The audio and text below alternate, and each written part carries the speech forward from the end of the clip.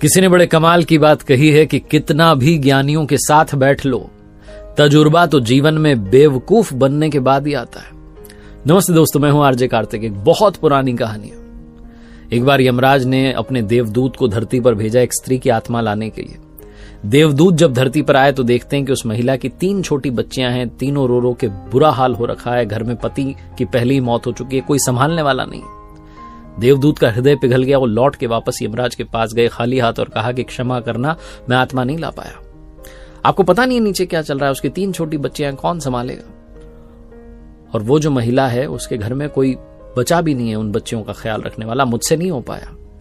मैं तो कहता हूं कि आप उसे थोड़ा और जीवन दो ताकि उसकी बच्चियां बड़ी हो जाएं। उसके बाद उसे बुला लेना, उसकी आत्मा को बुला लेना।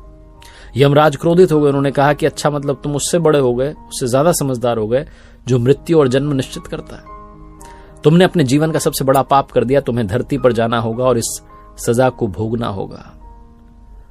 तुम जब तक अपनी मूर्खता पर 3 बार ना हंस लो तब तक तुम वापस नहीं आ सकते। देवदूत को तब भी लग रहा था कि मैं सही हूं, लेकिन सजा मिल गई थी, भोगनी थी। तो अपना दंड भोगने के लिए देवदूत जो था उसी देश में, उसी धरती पर आ गिरा जहां से वो आत्मा लेने के लिए गया था। एक शहर में सड़क किनारे फटे हाल जो है मनुष्य रूप में पड़ा हुआ था।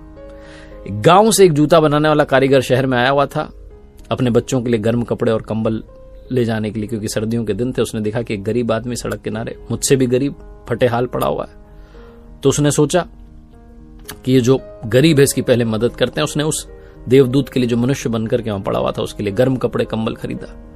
और बातों बातों मालूम चला कि रहने के लिए जगह नहीं है। तो उसे कहा, चल भाई मेरे घर ही रह लेना। जब साथ लेके जा रहा था तो कारीगर ने समझाया कि भाई मेरी पत्नी गुस्सा करेगी, क्योंकि पैसे बहुत मुश्किल से जमा किए थे, हमारे बच्चों के लिए कपड़े लाने थे, मैंने तुम्हारे लिए ले लिए। वो जो भी बोले सुन लेना। घर पहुंचे तो कारीगर की पत्नी ने गुस्सा करना शुरू किया। देवदूत को जोर से हंसी आई कि समझ ही नहीं पा रही है कि घर में कौन आ गया। देवदूत आ गया, पूरा घर जो है दौलत से भर जाएगा, बहुत सारा धन होगा, ऐश्वर्य होगा, संपदा होगी। समझ ही नहीं पा रही है, बस ये देख रही है कि भाई मेरे बच्चों के कपड़े नहीं आए। वैसे भी इंसान ज्यादा दूर का कहां देख पाता है। तो कारीगर ने पूछा, भाई हंस क्यों रहे हो? तो उसने कहा, मैं अभी नहीं बताऊंगा, 3 बार हंस लूं तो फिर पूरी बात बताऊंगा। कारीगर की पत्नी ने थोड़ा गुस्सा किया। उसके बाद वो रहने लग गया देवदूत। जो काम कारीगर कर रहा था जूता बनाने का, वो देवदूत ने करना शुरू किया और इतना कमाल का काम करना शुरू किया कि पूरे देश में ख्याति फैल गई। यहां तक कि उस देश के सम्राट के जूते भी वहीं से बनने लगे। एक दिन सम्राट का आदमी आया, बहुत थोड़ा सा चमड़ा था उसके पास। उसने कहा कि बहुत कीमती चमड़ा है, इससे सम्राट के लिए जूते बनाने हैं। ध्यान रखना, जूते बनाने, चप्पल नहीं बनानी है, क्योंकि उस देश की प्रथा थी कि चप्पल तब पहनाई जाती थी जब इंसान की मृत्यु हो जाए। चप्पल पहना करके उसे मरघट तक ले जाते थे। तो उसने कहा, भाई ध्यान रखना, जूते बनाने, चप्पल नहीं बनानी, चमड़ा बहुत लिमिटेड है। देवदूत को तो सब पता था, उसने चप्पल बना दी। जो कारीगर था जूता बनाने वाला, जो लेकर आया था उसे अपने घर में, उसे गुस्सा आ गया। उसने कहा, तुझे समझ नहीं आती, तू मरवाएगा, फांसी दिलवाएगा। सम्राट के लिए जूते बनाने थे, इतना ही चमड़ा बचा था, तूने चप्पल क्यों बना दी? लकड़ी उठा करके उसे मारने लगा। तभी सम्राट का आदमी दौड़ता हुआ और कहने लगा कि सुनो, उस चमड़े से तुमने जूते तो नहीं बना दिए, उस चमड़े से चप्पल बना दो, क्योंकि सम्राट की मृत्यु हो गई है। और सम्राट तो चाहते थे उस चमड़े से बने हुए जूते पहनना, लेकिन चप्पल पहनाकर ही उन्हें मरघट तक ले जाया जाएगा। इन्होंने तुरंत चप्पल ला करके रख दी कि तैयार है। सम्राट के आदमी को सूझा नहीं, फटाफट लेकर के भाग गया। जो जूते बनाने वाला कारीगर था वो देवदूत से कहने लगा कि भाई तुम्हें कैसे पता था? ये जोर से हंसने लगा देवदूत। इसने कहा कि अभी कुछ मत पूछो, बाद में बताऊंगा। एक दिन और घटना घटी। 3 लड़कियां एक बूढ़ी महिला के साथ में इनके आती, कहती कि हमारी शादी होने जा रही है, बढ़िया से हमें जो है सैंडल्स बनवाने हैं।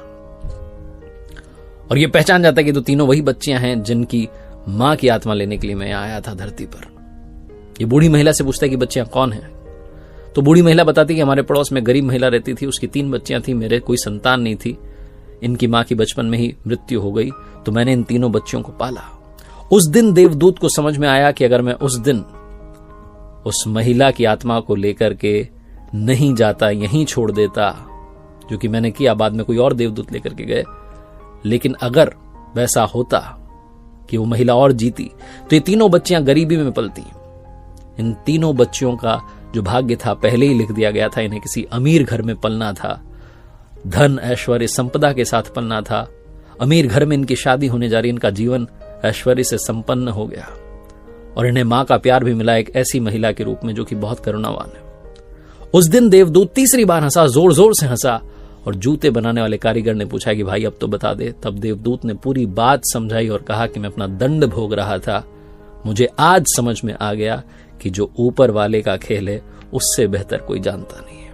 इसलिए क्या होगा, कैसे होगा, अच्छा होगा, बुरा होगा, सौभाग्य होगा, दुर्भाग्य होगा, ये सब सोचना बंद कीजिए और अपने जीवन को जीना शुरू कीजिए।